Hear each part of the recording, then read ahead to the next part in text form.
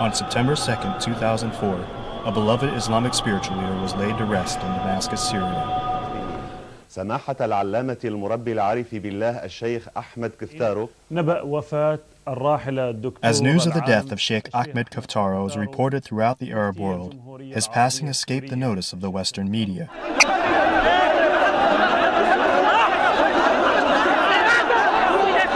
Beyond the often chaotic and emotional spectacle of such funerals is a face of Islam that the media often overlooks. Beyond the rhetoric of East versus West confrontation, there is a path of understanding that Sheikh Kaftaro and so many Muslims like him dedicate their lives to.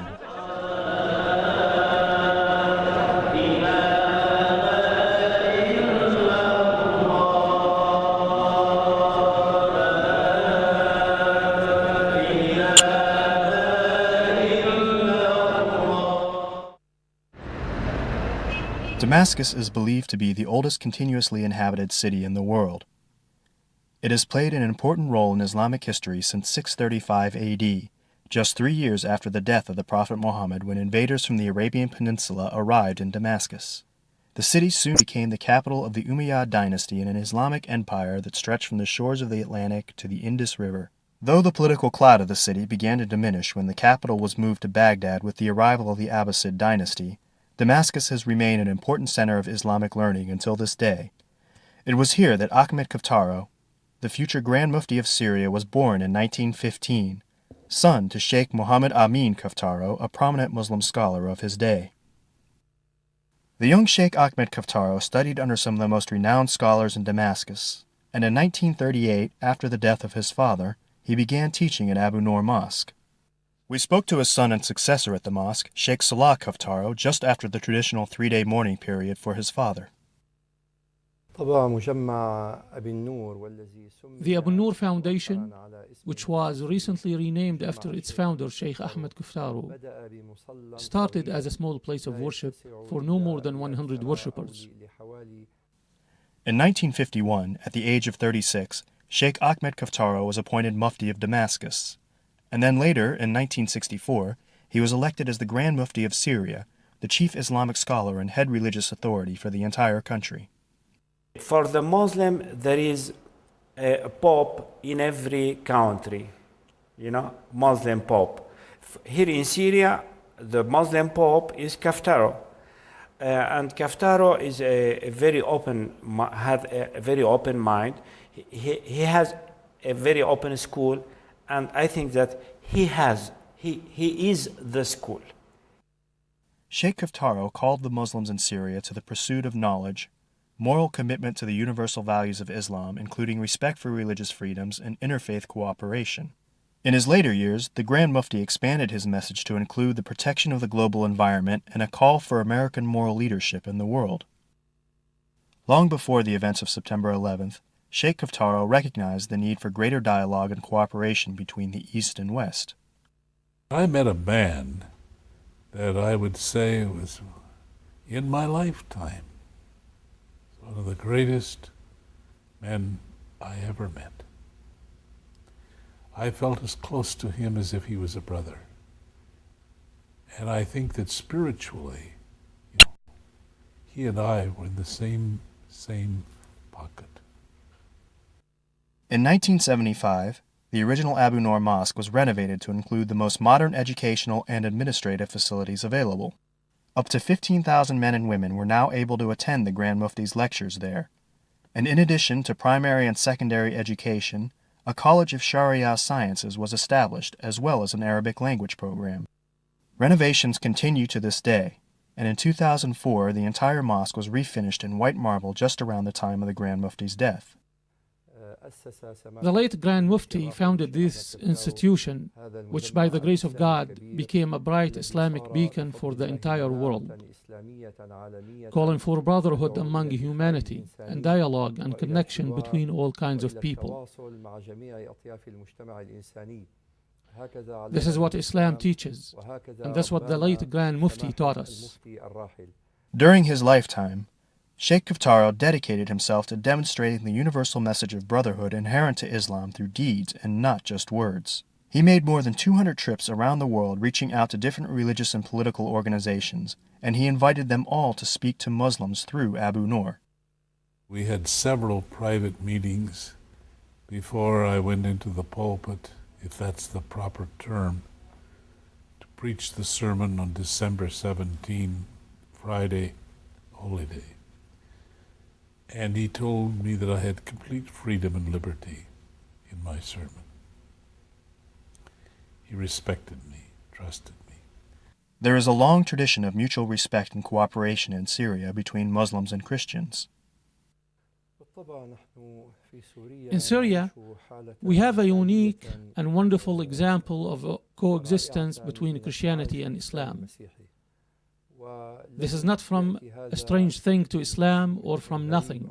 It came through the Muslim scholars who are open and cooperative, and the Christian clerics who share this same quality. And so, we live as one family with our Christian brothers sharing this homeland. We feel that it isn't an appearance relations, but it's really a fraternity between Muslim and Christian. And after the passing of His Eminence, the Mufti, many of the Christian brothers expressed their condolences through the press, and their condolences were a great comfort to us. And I'll never forget, the shocking thing was, I asked him, well, here in Syria, which has a population, I think, of about 18 million, how many Christians are there? And he said, oh, about maybe 16 or 17 million. I said, no, that's not true. Muslims, yes, but not Christians. He said, I am the Grand Mufti. You cannot be a Muslim in Syria if you're not a Christian that focuses on Jesus. For this, the Patriarch of the Arab Christians said to the Mufti in front of a large audience of Muslims, we don't consider you to be just a Sheikh of Islam, but we also consider you to be the Patriarch of the Arabs. I was touched with him, spiritually moved by him, and I came back with a profound affection and love for him. And I think it is the Spirit of Jesus in him and the Spirit of Jesus in me. That's where we were able to make a connection. When the Pope came here, it was possible for him, for the first time in the history of the Vatican, that the Pope go to the mosque. It was the first visit that a Pope go to the mosque, because we have special relations in Syria. So the Muslim was very, very happy to receive the Pope in the mosque. And Sheikh Kaftar was the first there, because the Umayyad mosque is very important for Muslim and for the Christian. We have in the mosque the body of John Baptist, Yahya bin Zakaria. He's a prophet who came before Jesus Christ to announce Jesus Christ. So the Muslim respect Yahya bin Zakaria, son John of Baptist, and we respect him. So it was an occasion for the Pope to make reference for the body of St. John Baptist. He said Syria is a big school to teach how the religion can live together. Of course, the message of Islam is a universal message to the full spectrum of human societies. The message of Islam is made clear by the saying of God in the Quran, O ye people. He did not say, O ye Muslims. Rather, he said, O ye people, we have created you of male and female, and we made you into nations and tribes so you may know each other. Over 9,000 kilometers from Abu Nur in Baltimore, Maryland, one of the first generation of students to graduate from the religious education program is helping to spread Sheikh Kaftar's universal vision of Islam. Bashar Arafat came to the U.S. in 1989 after serving as an imam for 8 years in Damascus. Sheikh Ahmed Kaftaro, the Grand Mufti, my Sheikh, would tell us all the time how the West is in need to know the true message of peace and love and mercy of Islam. Imam Arafat became the Muslim chaplain for both Johns Hopkins University and the Baltimore City Police Department. Ultimately, he would influence a new generation of Muslims to take up studies at Abu Nur. We met one such student in Damascus, an American convert who had become a Muslim some 8 years earlier and taken the name of Halim. Halim first took a rational, skeptical approach to assessing Islam. This is not at all uncommon to new Muslims, particularly those from the West. I was listening to an argument between a Christian and a Muslim, and I basically didn't feel like listening to it. And so I told them both to get away from where I was because they were both wrong. And I told the Christian why he was wrong. I used to study Christianity, and I told him why he was wrong, gave him the evidences, he got mad and left. And when I tried to do the same with the Muslim, he showed me that I was wrong. And I was very arrogant, I didn't want to be wrong, so I started to study to try to find faults so that I could go back and say, see, I was right, mashallah. And this didn't work out like that. Bilal, from Toronto, Canada, who converted a little over a year before we spoke to him, summed up the value of careful consideration. Of course, when you're born into something, you don't have that choice, like, let me just think about it. But when you come into a new religion, this is the rest of your life here, You're dedicating your life and your time to this religion. So you got to make sure it's right, Another student we spoke to, Sonia, joined the relatively small Islamic community in Colombia 5 years earlier after similar deliberations. First, I met some Muslims in the United States, and I just liked the way they treat each other and the way they live their lives. And then when I came back to Colombia, I started looking for information about Islam, and I read so many books about Islam, and I went to talk to the Sheikh in Colombia, in Bogota, and I asked as many questions as I have. So, I don't know, after a few months, I was just so convinced about the truth of Islam. The thing about Islam is it challenges, basically it's go out and look at Christianity, go out and look at any religion. We know where you're going to come back because Islam is the truth and we know those aren't the truth, But any other religion, they won't tell you to do that, because they don't want to take that chance and lose you, They don't want to lose a follower, right? But most of the international students at Abu Nur are not converts to the faith. Nuwaira, from the Netherlands, was born into a practicing Muslim family of Dutch and Indian descent. As with all the students we spoke to, she came to Abu Nur primarily to study the Arabic language, but only after completing a degree in Islamic studies in Holland. Islam for me is important in all aspects of my life. I mean, I studied for 8 years about Islam at the university. Now I'm here at Abu Nur. I mean, it gives me the, impulse to study and to learn more. Many of those we met studying at Abu Nur came from academic and professional backgrounds, such as Saeed, a Muslim native of India who now lives in the United States and works as a biology teacher. For him, the spiritual discipline of Islam plays a central role in his work. So following Islam makes you very peaceful and very kind, affectionate, and very understanding of people. So in that sense, as a teacher, it really helps me to be very patient. Islam gives you that ability to, go step by step. It doesn't force you into learning everything at once, you know what I'm saying? It tells you, take your time, because this is a big thing. You're changing your entire life here, right? And we don't want, you don't want to just take everything all at once and then you just I can't handle this, In the Quran, Allah says, La ikraha fi din, you cannot force anybody to accept Islam. So I apply that for everything. You cannot force anybody to do anything. So that's what Islam is talking about. Unfortunately for many of Abu Nur's students, the issue of force has played a much more central role in their lives than in just academic concerns. Samra, who has lived in Sweden since she was 13, spent much of her early life in her war-torn homeland of Bosnia. There her family came to a much different conclusion about the value of Islam in their lives. My parents, they were not religious at all, and during the war, they were even less religious. Thinking that how could this happen if God exists and stuff like that. And many of Muslims in their age just forget about Islam, forget about God during the war, because they thought they were left, that the God left them, and that was the problem. While young people like me, we turned to Islam because of the war. Even though Syria is a distinctly foreign setting for many of the international students, there is still a familiar sense of belonging. Sometimes I feel I have come home in my heart somewhere. We are different, the cultures are different than people, but still, I really like it here. With a population of over 1.5 million people, Damascus has many of the usual problems associated with a rapidly developing city. But still, residents there generally manage to maintain an easygoing and relaxed pace to their day-to-day lives. Very peaceful, very secure and very peaceful and very affectionate people. Very kind and very calm people.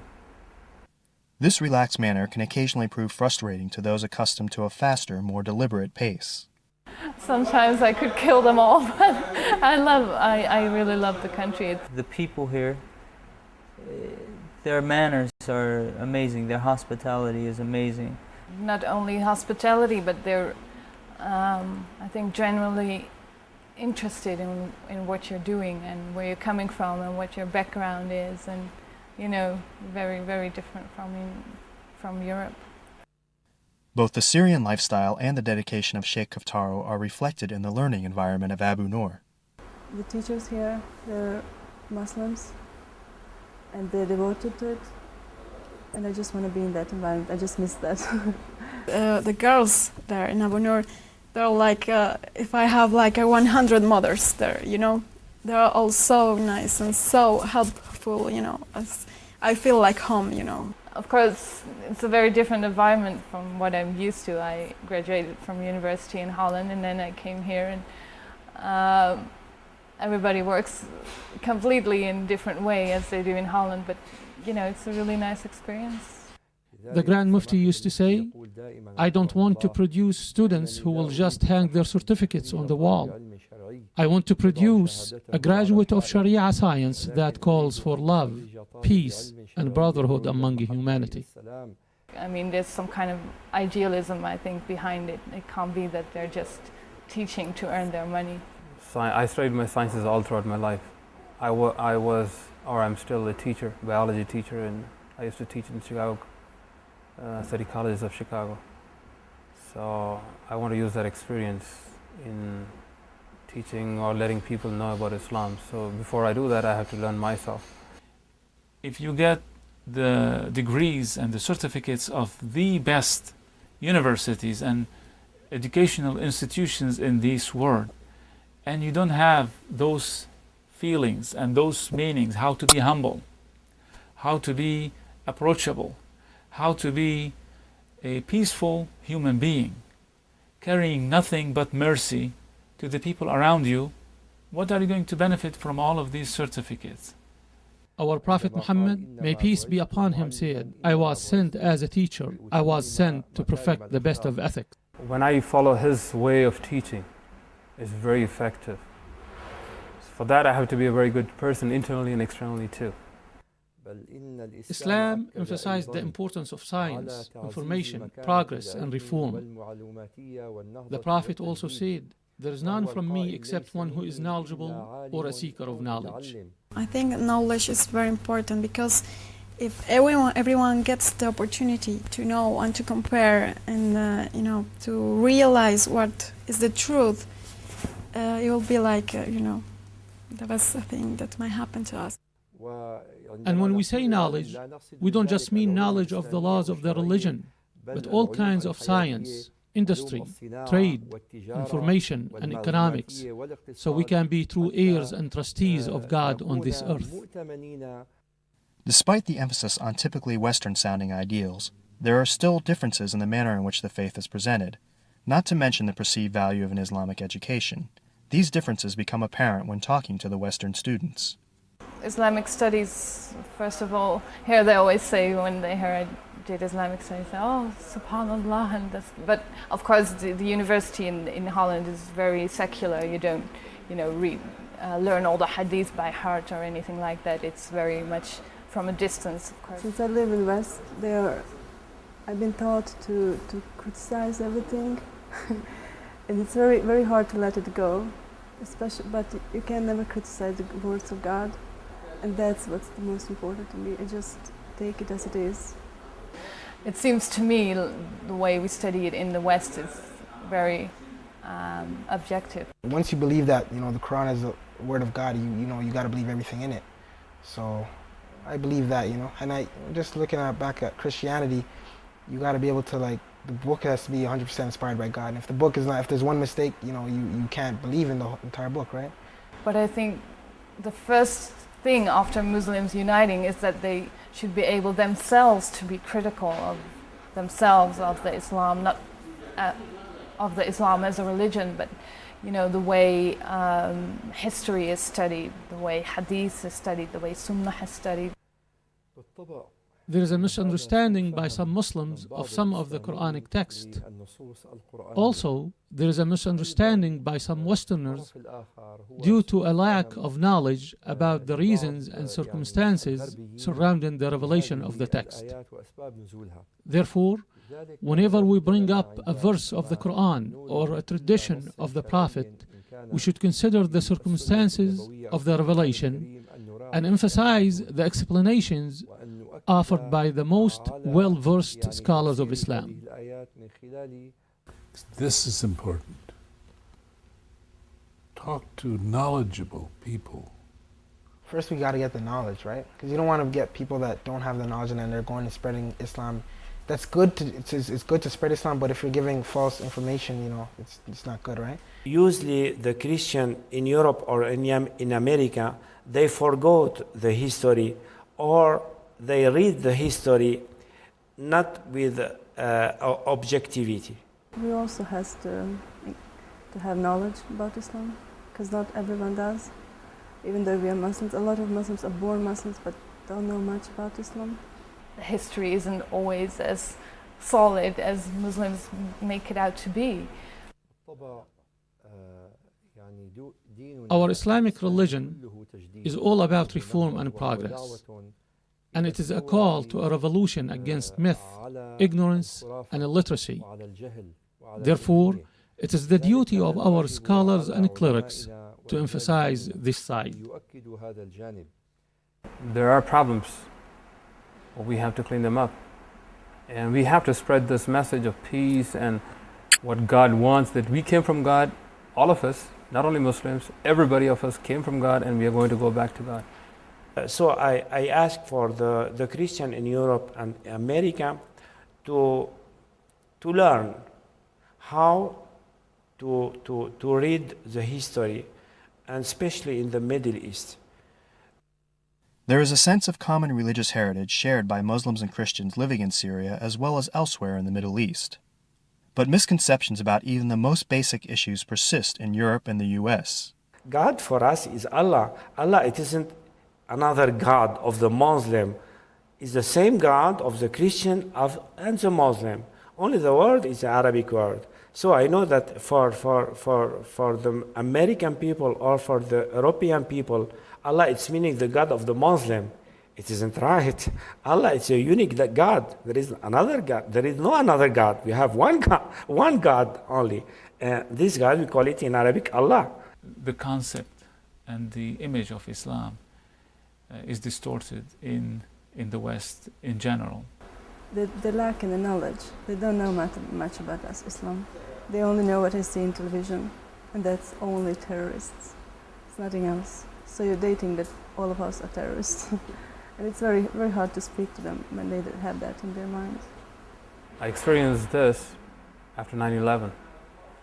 People started showing up fingers and calling me Osama bin Laden and all that kind of stuff in the college too, which I got offended, but I thought these people don't know.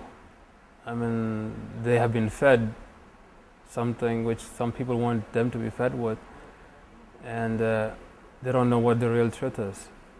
I listen to talk radio, and so I hear a lot of misconceptions about Islam. It's not even misconceptions. I mean, they don't investigate at all. They just take, whatever they see and they make their own stories up about it. Even though it isn't something like clear, you can say it affects me on this and this. It's like the general environment, You see like everyone is looking at you like in a suspicious way. it's okay. You're free to go around with hijab. No one looks at you if you're in big cities. But for a woman, there is no chance to get work. I'm a professional, and I spent the last 8 months looking for a job with wearing my hijab, and it was like difficult, you know. Nobody say we won't give you a job because you're using or wearing this kind of clothes. But I think people think or wonder what kind of person I am because I'm a Muslim, you know. I normally, outside Abi Noor, I don't wear hijab. So in Holland, I'm not really recognized immediately as being a Muslim. But, you know, a friend of mine who wears hijab, she sat next to a woman in the bus stop, and the woman just stood up and said, I don't want to be sitting next to a terrorist. And you get these stories all over and over again. But, you know, because Holland was for years and years said to be the most tolerant country in the world, but it's definitely not now. You know, you still get those people, like my family, you know, they're like, Syria, you're going, you know, it's right beside Iraq, you know, and they're going crazy, and I'm just like, you know, Iraq's there, Syria's here, you know. I'm not going to go join the army, I'm not going to go do this. I just came here with a purpose, you know, just to learn the Arabic language and stuff like that, you know. So one of my aim is to clear up these kind of misconceptions that Islam, and if anybody follows Islam, they become terrorists. And in fact, there's nothing about terrorism in Islam. We should not under any circumstances say that Islam is the religion of zealotry and extremism. Extremism has no single religion, color or race, and no single country where it can grow. And you find people that call themselves Protestants, but they'll kill people. You'll find people that are Muslims, and they'll kill people. Jews the same way. And that in fact they claim to be believers but are all atheists. They do not even believe in God. They have only adopted a cultural religious statement to identify themselves. We have to go back and we have to give an account of our life, every moment of our life, to God again. So these people who do these kind of work, Muslim or non-Muslim, they forget this. They forget that one day you have to die and we have to die. And God says in the Quran, whoever kills a soul, unless it is for murder or corruption in the land, it is as if he slain all of the humanity. And anyone who saves a life, it is as if he saved all of the humanity. In this world, you don't find justice everywhere. You find justice with God. Aside from the perceived connection between terrorism and Islam, one of the most common areas of misconception has to do with the role of women. In the Western society, they think in Islam women is something less than men, you know, but it's so not like that. Also, Islam emphasized social justice and women's rights. For women are the life partners of men. In the Quran, there is a great chapter entitled The Women. And the Prophet of Islam used to always advise his followers to treat women kindly. Actually, Islam was the first religion to give women the rights that the women just got in the last 50 years, you know, in history, after fighting for their rights. You know, Islam gave women rights from the very beginning. Always when people learn I'm a Muslim, and especially when they learn I'm not married, they always, no matter, you know, Westerners everywhere, they always say, oh, well, you know, within a few years when you're married, you'll be wearing hijab and you'll walk behind your husband. And they all say it jokingly, of course. My answer to anyone with this criticism is that they should go and have dinner with a Muslim family, or perhaps even if they're uncomfortable doing that, then read a book about the Prophet and his wives. I mean, in Islam, there is a difference between a man and a woman, and I think we in the West are silly to deny that. I used to have to fight for my rights, you know, because in Western societies somehow you don't have them, you know. But then in Islam, I don't have the need to fight, you know, because they are there, you know. It's just there, just take them. Of course, you get some, you know, women who don't know their rights from the Quran and everything. They might get overshadowed by their husbands sometimes. But as far as my own experience, whatever my wife says goes. Mashallah. So that's, you know, as long as everything's within the law, then whatever she says goes. You know, inside the house, she's there, I'm not. I have to work all the time. So she sets rules for the house, I follow them. Outside of the house, then it's my job to protect her. So this is the way we have balance in our home. I never encountered women who are blatantly unhappy with their husbands because of Islam. I mean, you have bad marriages through all the world and through all religions. As you probably know, there are a lot of things culturally defined which gives the man more power, or however you'd like to call it. But I think if these women would be able to go back to their sources, they'd find out they have a lot of rights. Women are not, as some might say, half of the society. Rather, in my opinion, and according to my understanding of Islam, they are the whole society. They raise half of the society, which is man, and they are, as women, the other half of society. It's a really good start, like you see here at Abi Nur, Islamic women trying to develop themselves, learn about the language of their religion, learn about the history of their religion. So if they could make themselves and each other aware of the power they have, I think that would be a big step forward. From the teachings of the Grand Mufti, always that knowledge starts from within your heart. The true knowledge will come when you start by opening your heart. Knowledge starts by realizing who you are and who is your Lord and what's the connection between you and Almighty, because that is going to produce respect to the society around you, to the family, is going to produce respect to the environment, how to be a true human being living on the surface of the earth. There is a great deal in the Quran and in the traditions of the Prophet about taking care of the environment. 14 centuries ago, the Prophet of Islam called the planet Earth our mother. He said, "Take care of the earth, for she is your mother, and whoever does anything good or bad upon it, she will tell about it." Unfortunately, we find our brothers in the West are more conscious of this issue than we are in our countries, because we have abandoned the great teaching of Islam, which calls on us to preserve the environment, and many of us settled for practicing rites and rituals without even reaping the benefits. The essence of the educational mission of Abu Nur is to prepare its students to better represent Islam around the world, and to help counter the persistent misconceptions held by both non-Muslims and Muslims alike. The question, as always, is how. Muslims suffer a great shortfall in regard to presenting our issues in the West, especially in utilizing the media. In Syria, as in most of the rest of the Islamic world, there is no shortage of information from the West. Satellite TV dishes cover the rooftops of Damascus, and internet cafes can be found in almost every neighborhood. And while there are hundreds of channels now being broadcast from Muslim countries, until recently, after the events of September 11th, few media efforts were geared towards presenting the Islamic point of view to the West. The late Mufti, may God bless him, for more than 20 years tried to bring attention to the fact that the media can be used as a means to emphasize the universality of Islam.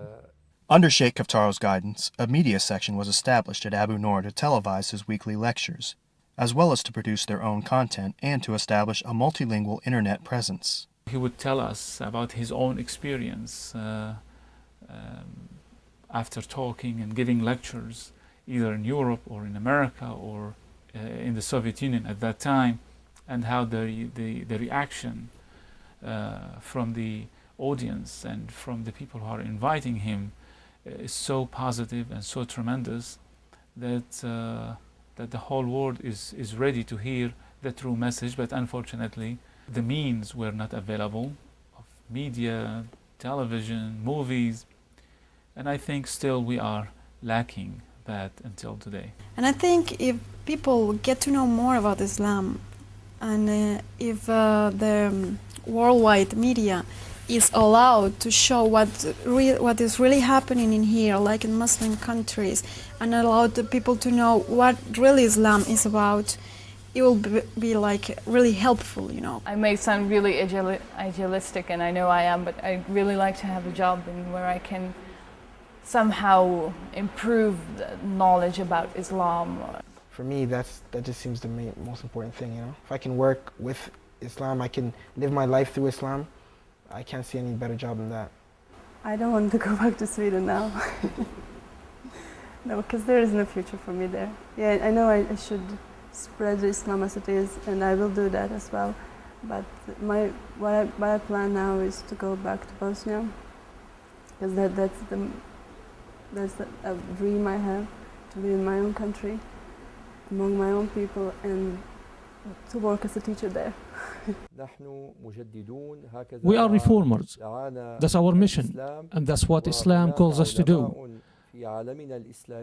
There are many Muslim scholars in the Islamic world, in Saudi Arabia, in Sudan, in Yemen, and Pakistan, who share our mission. I think that this is the first step to productive change, is informing the people what Islam is, what our daily lives are like, who we are, you know, that we're not some Arab in the desert, you know, we're the next door neighbor, you know, we're the guy going in their house painting it, we're their doctor. Because if people know what Islam is about, I'm sure there won't have to be any misunderstanding. How can everybody say Muslims are violent if every time they see us smiling? If every time they see us giving sadaqah, giving charity, you know, if every time they see us doing something, helping the community, how can they then say we're violent? So in this way, I think that we'll get the message out. Our Prophet said at the beginning of every 100 years, God will send to this nation someone to restore its religion, who will rid it of the deviation of the extremists, the innovations of the careless, and the interpretations of the ignorant. Islam is your basic nature. The best and the good things of your life is what Islam is. This is why we see the Muslims fell behind and became weak. This is due to ignoring the methodology of reform in the Islamic agenda, which Islam calls for until the Day of Judgment.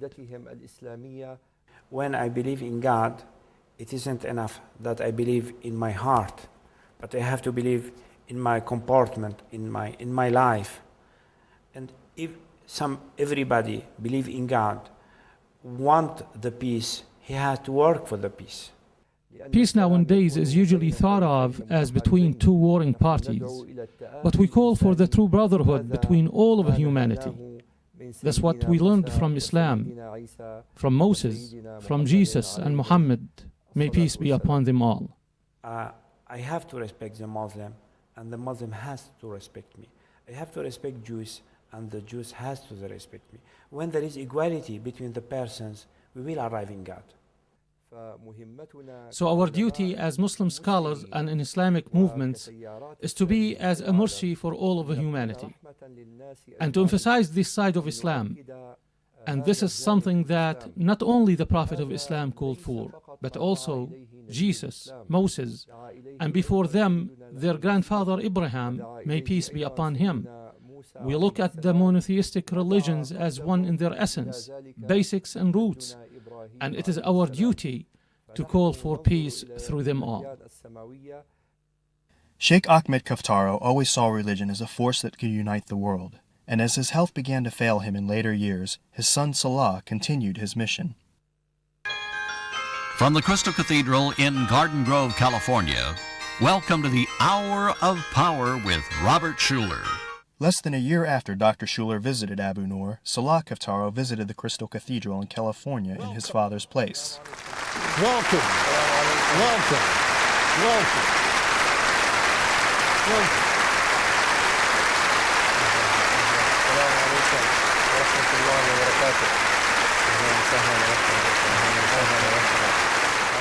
And I do believe that if we had seen this beautiful view of this beautiful congregation, he would not have listened to the advice of his doctors, and he would have come here, because this is what he has been calling for more than 50 years now.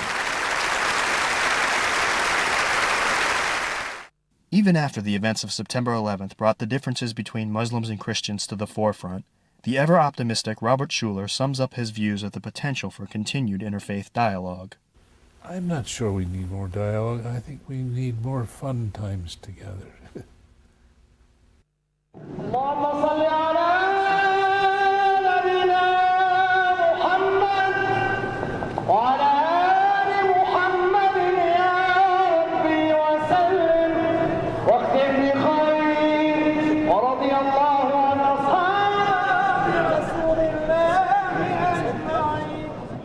When Sheikh Ahmed Kaftaro passed away at the age of 89 from natural causes, almost the entire city of Damascus shut down. His funeral services and the procession between the Umayyad Mosque and his own Abu Noor Mosque were attended by an estimated 700,000 people of every faith. His Eminence, the Grand Mufti, has a special place not only in the hearts of the Syrian Muslims, but also in the hearts of Christians and those across the whole spectrum of a human society. They all have great respect and reverence to His Eminence for his call to brotherhood among all of humanity. While there may be a void in the hearts of many since his death, the legacy of Sheikh Ahmed Kaftaro will surely live on in his call to knowledge, faith, and human unity. This great institution, the Sheikh Ahmed Kaftaro Foundation, will always be a free platform for people of all kinds of societies and serve as an open door for all of them to speak through it to tens of thousands of Muslims. This is the method we learned from His Eminence, and it will stay in our memories and our hearts and our minds to strengthen our brotherhood with humanity and to emphasize the establishment of justice and peace in our land. The last line, after all, is not the theological statement. It's, what is your soul? And where is your heart?